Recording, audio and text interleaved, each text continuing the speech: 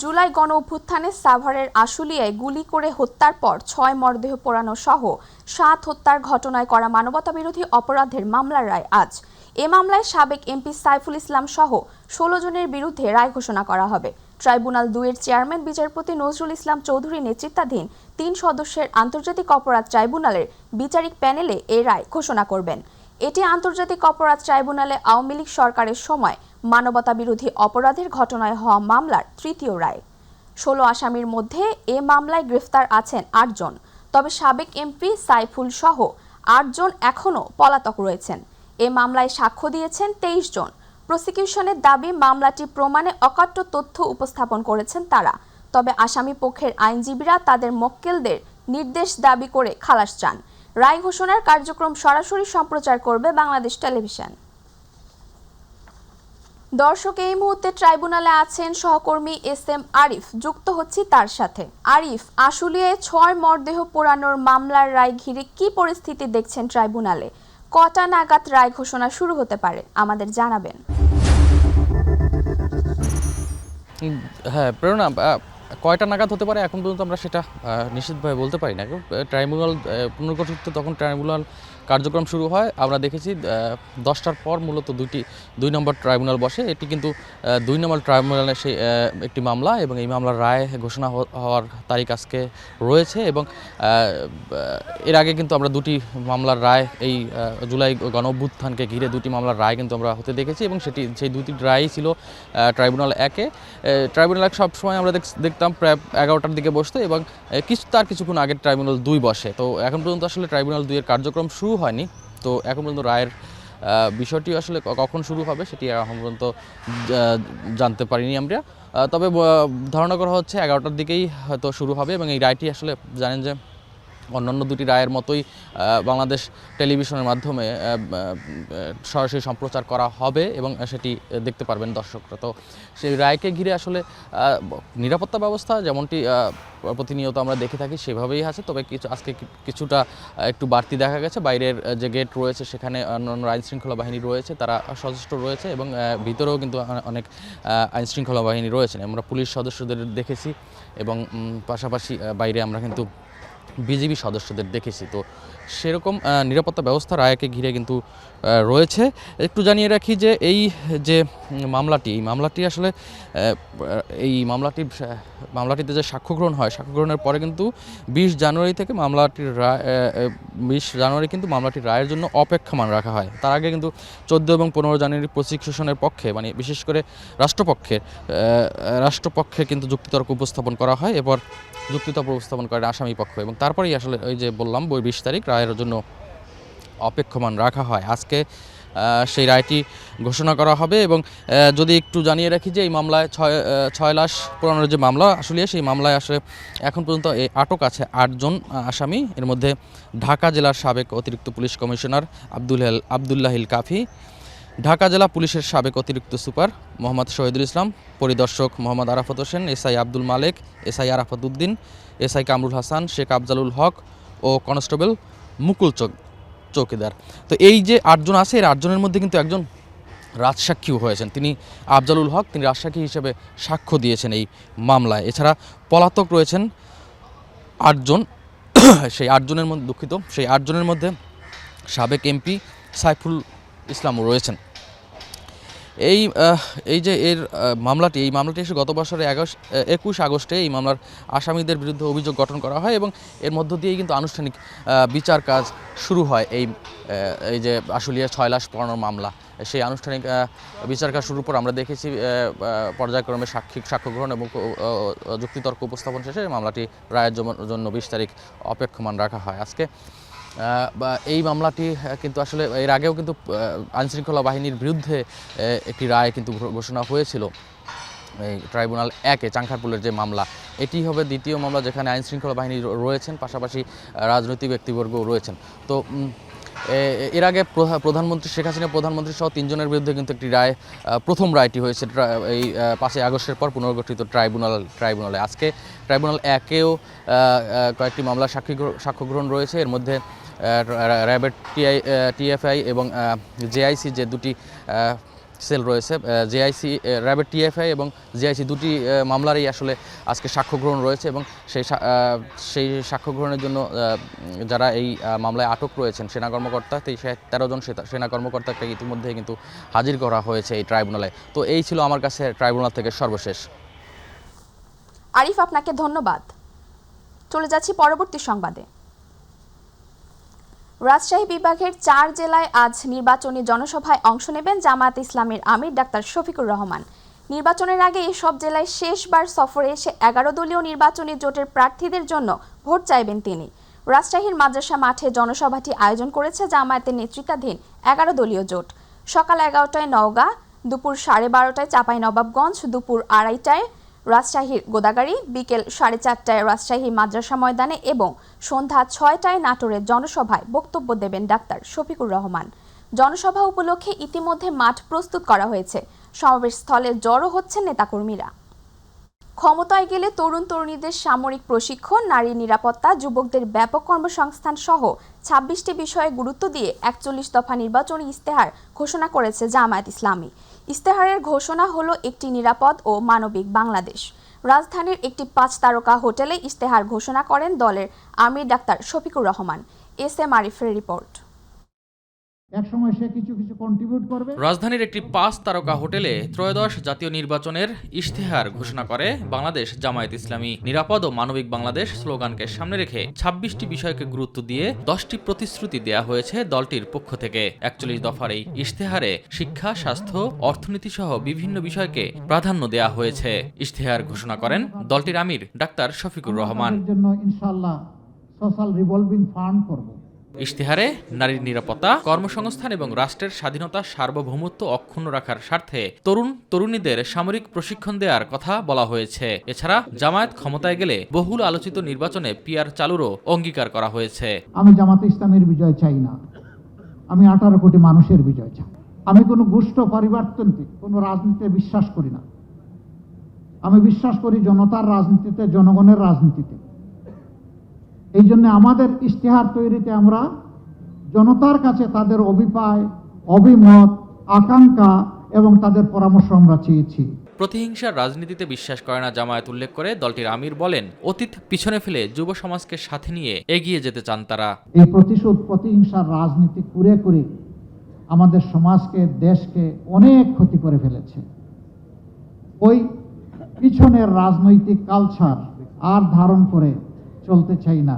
ওগুলাকে সম্পূর্ণ পিছনে ফেলে যুব সমাজের হাত ধরে এখন সামনে এগিয়ে যেতে চাই। ইশতেহারে উল্লেখিত সকল প্রতিশ্রুতি বুঝে নেওয়া জনগণের অধিকার বলেও মন্তব্য করেন আমিরে জামায়াত। এই ইশতেহার কোনো দলের নয়, জনগণের, বিভক্তির নয়, ঐক্যের পিছনের নয়, সামনে এগিয়ে যাওয়ার। আমাদের ইশতেহার আপনাদের হাতে পৌঁছার পরেও যদি আপনাদের কোনো গুরুত্বপূর্ণ অবজারভেশন থাকে, পরামর্শ থাকে, আমরা দারুণভাবে ওয়েলকাম করব। আপনারা আমাদেরকে সেই পরামর্শ, অবজারভেশন দিয়ে সাহায্য করবেন। পরে 41 দফা ইশতেহার সবার জন্য উন্মুক্ত করা হয়, পাওয়া যাবে দলটির ওয়েবসাইটে। এসএম আরিফ, মাই টিভি, ঢাকা।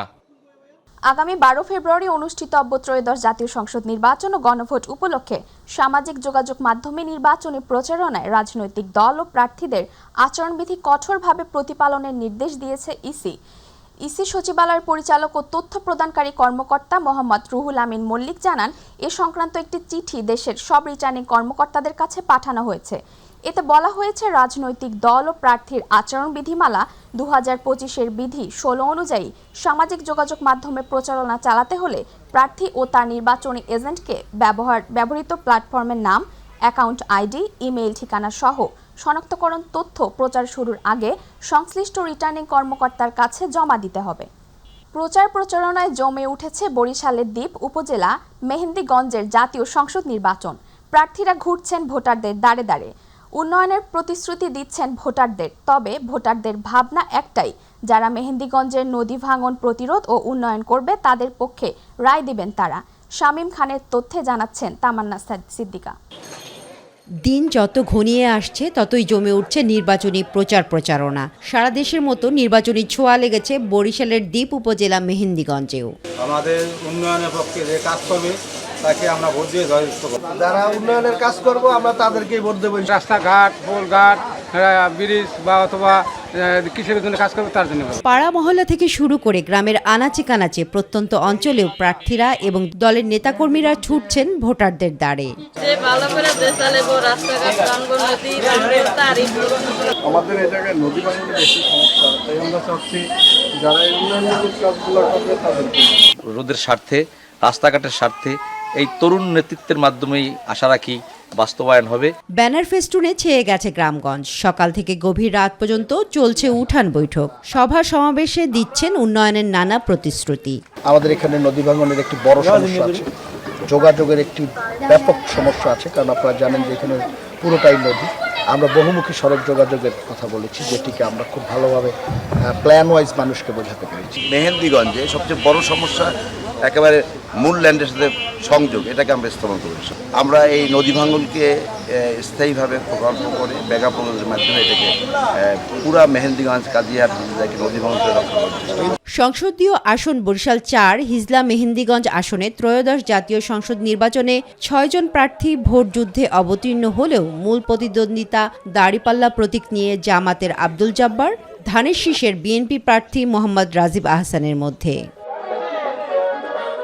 যদিও ইসলামী আন্দোলনের হাত পাখা প্রতীকের প্রার্থী সৈয়দ এহসাক মোহাম্মদ আব্বুল খায়েরও প্রচারণা চালাচ্ছেন জোরে সোরে। 436 বর্গ কিলোমিটার আয়তনের এই আসনে মোট ভোটার সংখ্যা 4,17,521 জন। এর মধ্যে নারী ভোটার 2,03,080 জন, পুরুষ ভোটার 2,14,438 জন, তৃতীয় লিঙ্গ 3 জন। এই আসনে মোট ভোট কেন্দ্র 950টি। তামান্না সাদিকা, মাই টিভি। নির্বাচনের দিন যতই ঘনিয়ে আসছে, সাতক্ষীরার 4টি সংসদীয় আসনে বাড়ছে প্রার্থীদের ব্যস্ততা। প্রশাসন ও আইন শৃঙ্খলা বাহিনীর তৎপরতায় নির্বাচনী এলাকা জুড়ে উৎসবমুখর পরিবেশ। বিস্তারিত জানাচ্ছেন সাতক্ষীরার প্রতিনিধি ফয়জুল হক বাবুর তথ্যচিত্রে হাফিজা খানম জুথি। আর মাত্র কয়েকদিন পরেই অনুষ্ঠিত হতে যাচ্ছে ত্রয়োদশ জাতীয় সংসদ নির্বাচন। সাতক্ষীরার 4টি আসনে সকাল থেকে রাত পর্যন্ত ভোটারদের কাছে ছুটছেন প্রার্থীরা। উন্নয়ন, কর্মসংস্থান, শিক্ষা ও সুশাসনের নানা প্রতিশ্রুতি দিচ্ছেন তারা। জয়ের ব্যাপারে জনগণের ভিতরে দাঁড়িপাল্লার পক্ষে ব্যাপক মনোজোয়ার লক্ষ্য করতে পারছি। মাদককে জিরো টলারেন্স করতে হবে, যে প্রশাসন আমাকে হেল্প করে, এবং দুর্নীতি এবং স্বজনপ্রীতি সব বন্ধ করতে হবে। আমি যদি আপনাদের ভোটে, সবার ভোটে আমি নির্বাচিত হতে পারি, তাহলে আমি সব কাজগুলো আবার সম্পন্ন করতে পারব। দীর্ঘদিন পর অবাধ ও সুষ্ঠু নির্বাচনের প্রত্যাশায় ভোটাররা ব্যক্তি বা দলের চেয়ে এবার তারা গুরুত্ব দিতে চান সৎ ও যোগ্য প্রার্থীকে। আমরা এমন একজন প্রার্থীকে দেখতে চাই যে জনগণের জন্য কাজ করবে।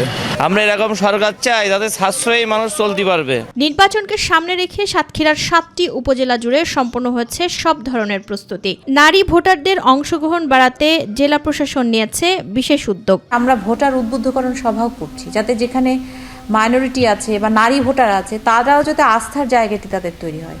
এই জন্য আমরা প্রত্যেকটি উপজেলায়, প্রত্যন্ত ইউনিয়নে কিন্তু আমরা নারী ভোটারদেরকে উদ্বুদ্ধকরণের জন্য আমরা সভা করছি। প্রত্যেকটা ভোট কেন্দ্রে বা সিসি ক্যামেরা দ্বারা নিয়ন্ত্রিত থাকছে, যার ফলে নিরাপত্তার ব্যাপারে পর্যাপ্ত মেজর নেওয়া হয়েছে। পাশাপাশি বিভিন্ন গোয়েন্দা সংস্থা, আমাদের ডিএসবি, তারাও দেখবে কোনো জায়গা থেকে অ্যাডভান্স তথ্য পেলে আমরা প্রয়োজনীয় ব্যবস্থা নেব। সাতক্ষীরা জেলায় 4টি আসনে মোট 609টি ভোট কেন্দ্রের মধ্যে 179টি ঝুঁকিপূর্ণ হিসেবে চিহ্নিত করে সেখানে বাড়ানো হয়েছে নিরাপত্তা ব্যবস্থা।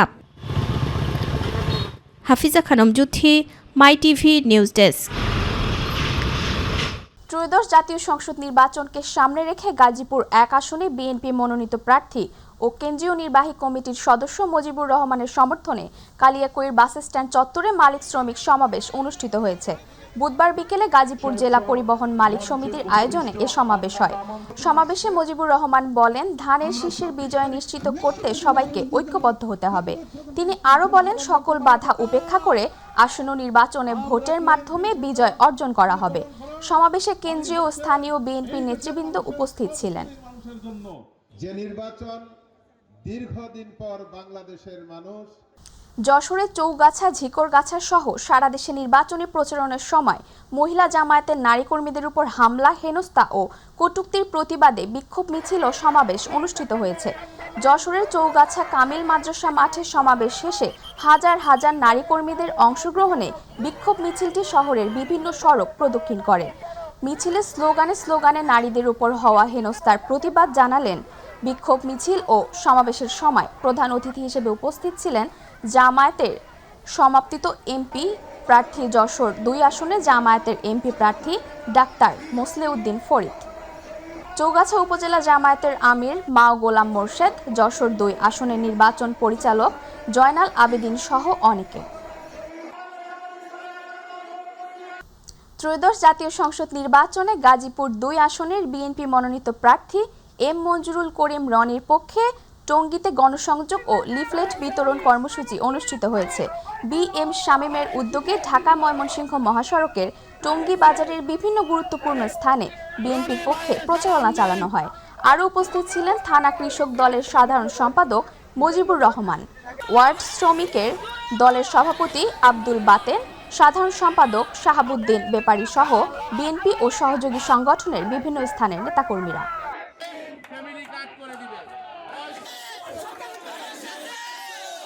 চট্টগ্রাম নগরীর জলাবদ্ধতা নিরসনে দখল মুক্ত করে খাল সংস্কারের উদ্যোগ নেওয়া হবে বলে জানিয়েছে city mayor doctor Sadat Hossain. তিনি বলেন, দখলদার যাই হোক না কেন খাল উদ্ধার করে পুনর্খনন ও সংস্কার কাজ বাস্তবায়ন করা হবে। গতকাল নগরীর খুলশী এলাকায় লেক সিটি আবাসিকে কলির ছড়া খাল খনন কর্মসূচিতে প্রধান অতিথির বক্তব্যে এসব কথা বলেন মেয়র। তিনি জানান, জলাবদ্ধতার দুর্ভোগ ইতিমধ্যে কিছুটা কমেছে, তবে প্রকল্পের কাজ সম্পন্ন হলে স্থায়ী সমাধান মিলবে। মেয়র আরও বলেন, নিয়মিত খাল পরিষ্কার ও রক্ষণাবেক্ষণে পর্যাপ্ত বরাদ্দ প্রয়োজন। যেখানে খালের অংশ পড়বে সে যতই প্রভাবশালী হোক না কেন তাকে ছাড় দেওয়া হবে না। আমরা সরাসরি খাল জনগণের সার্ভিসের অংশ, আমরা জনগণকে সার্ভিস দেওয়ার জন্য বদ্ধপরিকর। জলাবদ্ধতামুক্ত একটি শহর জনগণকে উপহার দেওয়ার জন্য আমরা বদ্ধপরিকর। এই ব্যাপারে আমি মনে করি কোনো প্রভাবশালী, সে জসিম হোক আর অন্য কেউ হোক, কাউকে ছাড় দিতে আমরা রাজি নই এবং আমরা এইভাবে ইনশাআল্লাহ 7 কিলোমিটার এই খালটি আমরা করে যাব। দিনাজপুরের ফুলবাড়িতে 2টি বিদেশি 1 শুটার গান, 4 রাউন্ড গুলি ও বিপুল পরিমাণ মাদক উদ্ধার করা হয়েছে। সীমান্ত সুরক্ষা ও আইন শৃঙ্খলা নিয়ন্ত্রণ এবং নির্বাচনী এলাকায় যে কোনো অপ্রীতিকর পরিস্থিতি প্রতিরোধ করা হবে। ফুলবাড়ি 29 বিজেপির ব্যাটালিয়ন সদর দপ্তরের প্রেস ব্রিফিংয়ে এসব কথা বলেন 29 বিজেপির অধিনায়ক লেফটেন্যান্ট কর্নেল AM জাবের বিন জাব্বার। লক্ষ্মীপুরে জাল ভোট প্রদানের উদ্দেশ্যে অবৈধভাবে ভোটের সিল তৈরির অভিযোগে মামলা হয়েছে। বুধবার সদর মডেল থানার SI মোহাম্মদ হুমায়ুন কবির বাদী হয়ে পেনাল কোডের 420, 465, 473 ও 109 ধারায় মামলা দায়ের করেন। মামলায় জামায়াত নেতা মোহাম্মদ শরীফ হোসেন ও ব্যবসায়ী মোহাম্মদ সোহেল রানাকে আসামি করা হয়েছে। হোয়াটসঅ্যাপে কথোপকথনের প্রমাণের ভিত্তিতে শরীফকে অভিযুক্ত করা হয়েছে। তাকে গ্রেফতারের চেষ্টা চলছে। ত্রয়োদশ জাতীয় সংসদ নির্বাচনকে সামনে রেখে নরসিংদীর বেলাবো উপজেলা শ্রমিক দলের উদ্যোগে ধানের শীষ মার্কায় ভোট চেয়ে গণমিছিল ও আলোচনা সভা অনুষ্ঠিত হয়েছে। বুধবার বিকেলে বেলাবো পাইলট মডার্ন সরকারি উচ্চ বিদ্যালয় মাঠ থেকে মিছিলটি শুরু হয়ে বাজার প্রদক্ষিণ করে উপজেলা মাঠে শেষ হয়। পরে শ্রমিক দলের আহ্বায়ক মোবারক হোসেনের সভাপতিত্বে সভায় বক্তারা ধানের শীষে ভোট দিয়ে অ্যাডভোকেট সর্দার সাখওয়াত হোসেন বকুলকে জয়ী করার আহ্বান জানান। ঢাকা 2 আসনে বিএনপির প্রার্থী আমানুল্লাহ আমান বলেছেন, ব্যালট বিপ্লবের মাধ্যমেই দেশে গণতন্ত্র পুনরুদ্ধার সম্ভব। জনগণের ভোটাধিকার নিশ্চিত করতে হলে অবাধ ও সুষ্ঠু নিরপেক্ষ নির্বাচনের কোনো বিকল্প নেই। বুধবার বিকেলে কেরানীগঞ্জ উপজেলার ভাকুরতা ইউনিয়নের সাবেক চেয়ারম্যান আনোয়ার হোসেনের বাসভবনে আয়োজিত এক উঠান বৈঠকে প্রধান অতিথির বক্তব্যে তিনি এসব কথা বলেন। উঠান বৈঠকে সাইফুল ইসলাম অপুর সভাপতিত্বে ও কেরানীগঞ্জ মডেল উপজেলা যুব দলের যুগ্ম আহ্বায়ক আশরাফুল ইসলামের সঞ্চালনা ও এ সময় আরও উপস্থিত ছিলেন শ্রমিক দল নেতা নিজামুদ্দিন সেন্টু, বিএনপি নেতা সজীব বেপারী সহ স্থানীয় বিএনপি ও এর অঙ্গ সংগঠনের বিভিন্ন পর্যায়ের নেতাকর্মীরা। নিরাপদ ও আধুনিক উন্নত নগরের উপজেলা গড়ার লক্ষ্যে ব্রাহ্মণবাড়িয়া 1 আসনে বাংলাদেশ জামায়াতে ইসলামী তাদের নির্বাচনী ইশতেহারে 14 দফা প্রতিশ্রুতি ঘোষণা করেছে। বুধবার বিকেলে উপজেলা কার্যালয়ে আয়োজিত সভায় এসব ইশতেহার তুলে ধরেন এ আসনে জামায়াত মনোনীত প্রার্থী অধ্যাপক AKM আমিনুল ইসলাম।